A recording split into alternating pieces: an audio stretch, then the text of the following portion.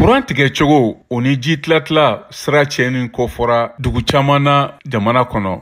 Kiev fana sen bɛ o la. A dɔgɔyalenba maratan kɛra Rusi sɔrɔdasiw ka laɲini ye san 2 ni tila Kremlin ka baara kɛrɛnkɛrɛnnen daminɛnen kɔfɛ Ukraine février kalo la o tile 24 san 2022.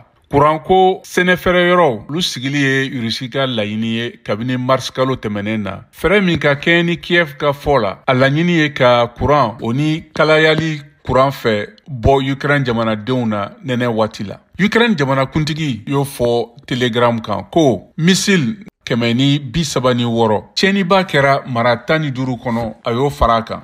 Volodymyr Zelensky bɛ kuma tiɲɛninaw caman kan fanga sɔrɔ ko cogo la. Ukraine sanfɛla sɔrɔdasikuluw ka fɔ la, Rusi sɔrɔdasikuluw ye Tupolev Tu-95 o bɔnbu bɔfan pankuru 11 kɛ kɛrɛnkɛrɛnya la walasa k'a ka gɛlɛndenjan n'o ye misiliw ci. Rusi jamana lakanani minisiriso y'a jira a ka kunnafoni dɔ kɔnɔ k'a ye fiɲɛbɔyɔrɔ n'o ye gazi sɔrɔ yɔrɔw, kuran sɛnɛ yɔrɔw ka fara marifa ani marifa mara yɔrɔw kan minnu bɛ di tilebiyan fan fɛ Ukraine pankuru dagayɔrɔ la n'o ye fiɲɛbɔyɔrɔ 2 kan olu laɲini. Ukraine jamana kɔkanko minisiri ka fɔ la, jikuru babili n'o ye barrage hydroélectrique o binna Kiev mara la. Nin bingani nin min kɛra nin fanga ye min ɲɔgɔn ma deli ka kɛ dɔgɔkun damadɔ kɔnɔ o bɛ kɛ waati min na Ukraine sɔrɔdasiw b'a fɔ ko u bɛ ka fanga sɔrɔ Rusi jamana tilebiyanfan mara la n'o ye Kursk ye kabini u ye kabako bingani kɛ août kalo o tile 6nan na.